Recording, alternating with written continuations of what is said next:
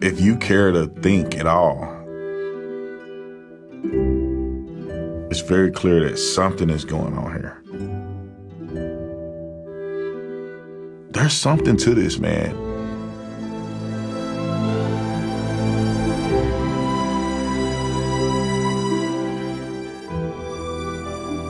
Have we been lied to this whole time?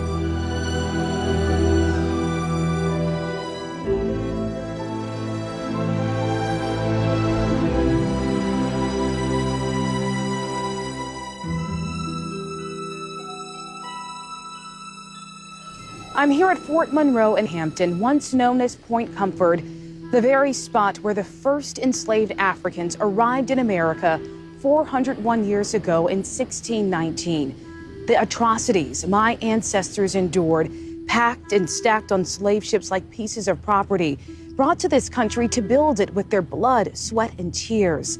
Psychiatrists say trauma like that can affect a people for generations. No justice, no peace. 7-year-old Wenta Amore Rogers' passion during a recent protest in New York struck a chord across the country. Peace, no justice. The amount of passion in her voice, in her eyes for a child that young made me not just see her, it made me see our ancestors before her. So that little girl learned that from history. She learned that from her parents. And that's even like why it's so important for us to continue to tell the stories. Nationally renowned psychiatrist Dr. Dion Metzger says the unrest we see today is 401 years in the making. And in the point of slavery, to the point of, whippings and killing and lynchings. The whole idea of using slavery today as an excuse for the crime and dysfunction in the Black community doesn't make a lot of sense. If you look at the Blacks that came out of slavery, they were relatively prosperous, and you did not have the dysfunction and crime that you see taking place today. Black people are constantly being told that because of slavery, because of systemic racism, that their anger and their bitterness and their rage is justified. Is it possible that as Black people, we are experiencing a PTSD from what they went through 401 years ago? Absolutely. Absolutely. Just because we didn't experience it, us learning about the history or even from family stories, it's the same thing. That does not make a lot of sense, given that Blacks coming out of slavery had lives that were more functional. The functionality of Black lives at the turn of the century was because Blacks were deeply religious people. They adhered to strong Judeo-Christian values and principles. And to the extent that they get further and further away from those principles, I think that you see more dysfunction in Black communities because they've lost the anchor.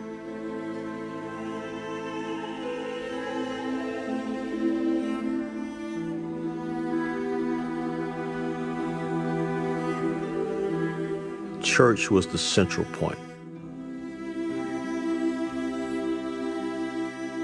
It was the center point of social gathering,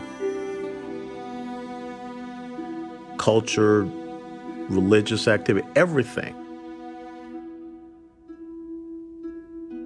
Every Sunday, you woke up, you had breakfast with your mom and dad, and then all of us came out of the house at the same time, and we start walking toward Sunday school.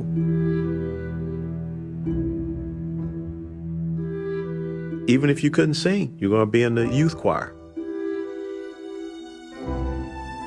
And then Wednesday, you would go to youth Bible study. And then the summer, you go to church retreat camp. those were just expected things. And that formed a fundamental basis of the Black community. It was that sense of right and wrong, it was that sense of morality, it was that sense of discipline that we had.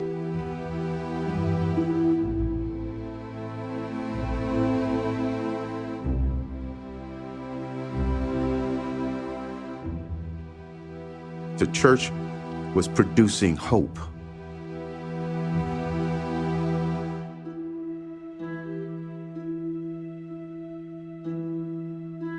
It produced within the community a stability of purpose.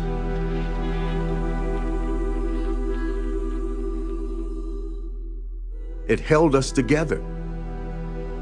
Families were strong. Dad was there. Mom was there. The children were growing up under the influence of a two-parent home. That all changed. It's not because of racism. It's not because of police brutality. It's not because of slavery. It's not because of Jim Crow.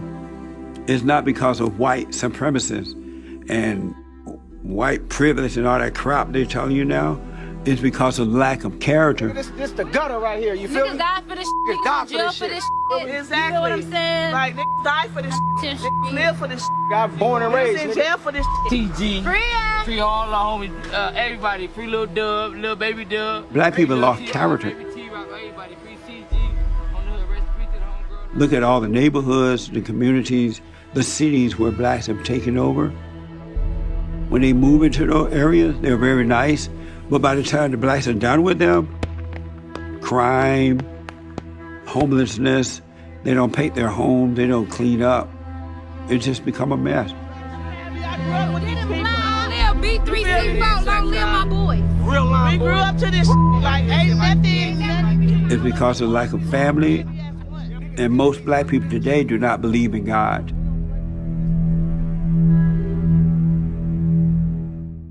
They believe about him,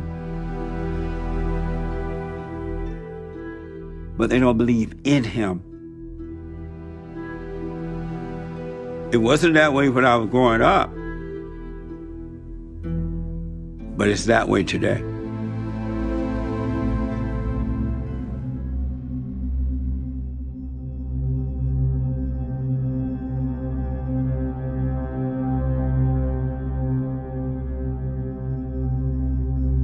Uncle Tom 2 is an odyssey depicting the gradual demoralization of America through Marxist infiltration of its institutions. This film explores how this deceptive ideology has torn apart the fabric of society while using Black America as its #1 tool for its destruction. If you watch this film, it's gonna mess with your head. I mean, I just watched it, man. It's just mind-blowing. Uncle Tom 2 explains what's going on in this world like I've never seen before. There's not a movie out there currently that's like this one. The Uncle Tom movie has certainly left me flabbergasted because I'm like, I can't believe what I'm watching right now. But the evidence is so strong, only a fool can deny the effect of that. There's a lot of information that most Americans do not know. I don't care if you white, black, whatever. There's a lot of information that's brought forward in the documentary that people just don't know about our history, and about a lot that's happening in our current culture. It's so deep, it's so true, and so real. It's gonna blow your mind. Awesome film. Everybody needs to watch it. You will learn something. Not just Black people need to watch this. Everybody needs to see this. This stuff opens your eyes in ways I never thought was even possible. There are a lot of things in this movie that is very unsettling, and it's going to upset a lot of people. The lies were so deep. It's like onions. It's like layers of onions, deep in lies, deceptions in which most people are not ready to hear this. There were a couple of things in the film that I had to kind of rewind it because I was like, oh my gosh, how come, I never knew this? I almost felt dumb. I felt taken, I felt had, I felt bamboozled because I believed it. This is something that an audience will have to use as a reference tool rather than just a movie that they're entertained by, had a feel-good moment, and left. It resets revisionist history. There is a buildup in this documentary to get you to a certain point, and that point being that, for the most part, everything we were taught about Black history was a lie. Everything that I thought about Martin Luther King, everything that I've been told about the Tulsa Massacre, everything I've been told about Black Wall Street, challenged. I'm having to rethink and reevaluate everything I've been taught. We have been lied to. We have been sold a bill of goods, and I think Black people, by and large, have been, just eating up the lies. The deception and the setup was mind-blowing. One of the things that I thought the film highlighted so well was emphasizing who we think we are versus who we truly were. It does a good job of showing how we transition from one ideology to the other. The first Uncle Tom gave you an introduction into what being a Black conservative is all about the whole movement, about the history. But Uncle Tom Part 2 gets into more of the details of why we were conservative and also why we changed, why certain things in this country changed, why in many ways we've fallen from grace. If you've never seen Uncle Tom, the first one, this movie was a part of my wake-up moment. It kind of lifted the veil on everything that we were told because we weren't used to hearing the other side in its totality, at least until we saw this documentary. I would say it was a very crucial component in my political awakening. If you're new to being conservative, if you're new to just trying to find out more about Black conservatives, this is definitely a movie for you. I suggest watching the first one to get the introduction, to get your feet in the water. And then Uncle Tom Part 2, you're going to be in the deep end. You're going to be doing the breaststroke, backstroke.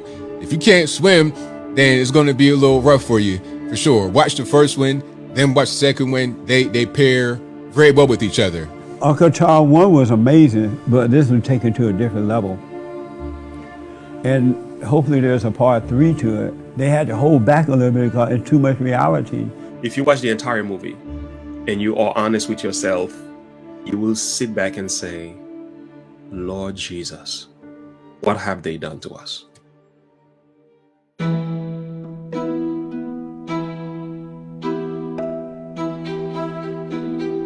When you look at these pictures, you get a sense of what Black life was like.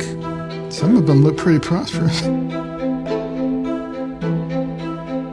Divine providence was clearly operating in the lives of Black Americans. Throughout history, Black folks were honorable. They had integrity. That's what Black people were.